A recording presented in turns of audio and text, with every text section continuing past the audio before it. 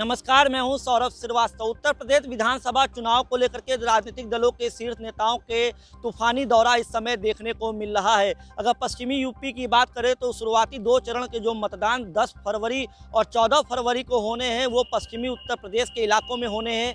यही एक कारण है कि लगातार तमाम दलों के जो नेता हैं इस समय पश्चिमी उत्तर प्रदेश में दिखाई दे रहे हैं। अगर सूबे के मुख्यमंत्री योगी आदित्यनाथ की बात करें तो योगी आदित्यनाथ भी लगातार जो है तो पश्चिमी यूपी में तूफानी दौरा करते हुए दिखाई दे रहे हैं। मंगलवार को योगी आदित्यनाथ मेरठ के किठौर इलाके में पहुंचे हुए थे। वहां पे उनके तेवर और तल्ख होते हुए दिखाई दिए। उन्होंने अपने संबोधन के दौरान अखिलेश यादव और जयंत चौधरी यानी सपा और आरएलडी को एक साथ निशाने पर लिया। उन्होंने 2013 में दंगे हुए और समाजवादी सरकार में जो दंगे हुए थे उसका जिक्र करते हुए कहा कि ये जो दो लड़कों की जो जोड़ी बनी है, एक लड़का जो है दंगे के समय लखनऊ में बैठा था और दूसरा लड़का तमाशा देख रहा था। एक लड़का लखनऊ से दंगे कराता था और दूसरा लड़का। तो पहले चुनाव में इन्होंने 2 लड़कों की जोड़ी प्रदेश में आई थी, बड़ा बड़ा हल्ला किया था, बहुत प्रचार किया था। जनता ने ठेंगा दिखा दिया। आज फिर बदल करके 2 लड़कों की जोड़ी फिर आ गई है। भाइयों बहनों, ये 2 लड़कों की जोड़ी वही है। एक लखनऊ से दंगा करा रहा था, एक दिल्ली से तमाशा देख रहा था। याद करिए 2013 में 2014 में जब मुजफ्फरनगर के दंगे हुए थे, मेरठ में उपद्रव हुआ था, तब ये दंगा कराने वाले और तमाशा देखने वाले दोनों लड़कों की जोड़ी गायब थी। तब गायब थी। 5 वर्ष में कोई दंगा हुआ? तमाशा देख रहा था। तो दंगों के सहारे एक बार फिर से योगी आदित्यनाथ ने अखिलेश यादव और जयंत चौधरी पर निशाना साधा है। हम आपको बता दें कि बीजेपी के स्टार प्रचारकों की सूची में योगी आदित्यनाथ का नाम भी शामिल है और योगी आदित्यनाथ लगातार जो है डोर टू डोर कैंपेन करने के साथ साथ तमाम जगहों पे दौरा भी कर रहे हैं और इस दौरान जो है एक बार उनके तो तेवर हैं काफ़ी तल्ख होते हुए दिखाई दे रहे हैं और लगातार एक के बाद एक वो समाजवादी पार्टी के राष्ट्रीय अध्यक्ष अखिलेश यादव को निशाने पर ले रहे हैं। उन्होंने कहा कि जिस तरीके से पिछले विधानसभा चुनाव यानी 2017 की बात का जिक्र किया उन्होंने, 2017 के विधानसभा चुनाव में सपा का गठबंधन कांग्रेस के साथ हुआ था और राहुल गांधी और अखिलेश यादव की जोड़ी बनी थी। तो ये कहा जा रहा था कि 2 लड़कों की जोड़ी एक बार फिर यूपी में कमाल कर सकती है। तो योगी आदित्यनाथ ने यह भी कहा है कि जिस तरीके से पिछले विधानसभा चुनाव में 2 लड़कों की जोड़ी का क्या हश्र हुआ उस सबने देखा है और इस बार भी इस तरीके की जोड़ी धराशायी होगी। इसके साथ ही उन्होंने समाजवादी पार्टी के राष्ट्रीय अध्यक्ष की लाल टोपी पर भी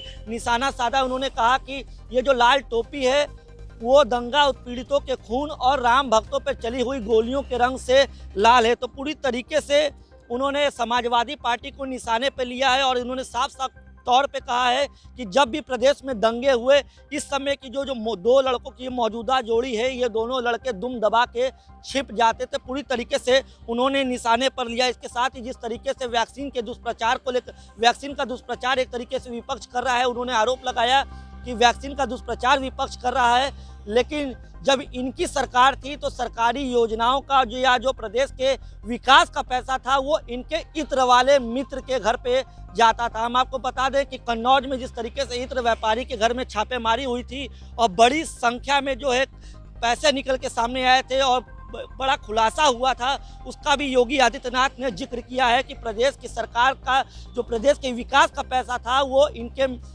इत्र वाले मित्र के घर पे जाया करता था। तो अब जिस तरीके से चुनाव की तारीख नज़दीक आ चुकी है, लगातार जो है योगी आदित्यनाथ हमलावर होते हुए दिखाई दे रहे हैं। इसके पहले भी योगी आदित्यनाथ ने मंच के संबोधन किया था और पूरे तरीके से मुजफ्फरनगर और कैराना में हुए दंगों का जिक्र किया था। उन्होंने मंच से अपने संबोधन के दौरान भी ये कहा था कि मुजफ्फरनगर और कैराना में जो अभी गर्मी दिखाई दे रही है ना, मैं मई और अप्रैल और मई में भी शिमला बना देता हूँ। तो हम आपको बता दें कि लगातार योगी आदित्यनाथ अखिलेश यादव पर हमलावर हैं और एक बार फिर से उन्होंने सपा और रालोद के गठबंधन की ये जो जोड़ी है उसको निशाने पर लिया है।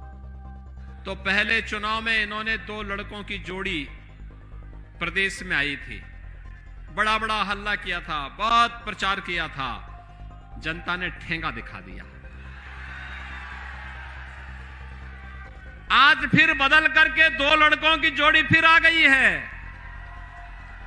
भाइयों बहनों, ये दो लड़कों की जोड़ी वही है। एक लखनऊ से दंगा करा रहा था, एक दिल्ली से तमाशा देख रहा था। याद करिए 2013 में, 2014 में जब मुजफ्फरनगर के दंगे हुए थे, मेरठ में उपद्रव हुआ था, तब ये दंगा कराने वाले और तमाशा देखने वाले दोनों लड़कों की जोड़ी गायब थी। तब गायब थी। 5 वर्ष में कोई दंगा हुआ? लेकिन दंगाइयों के ऊपर बुलडोजर चलते हुए देखा होगा ना।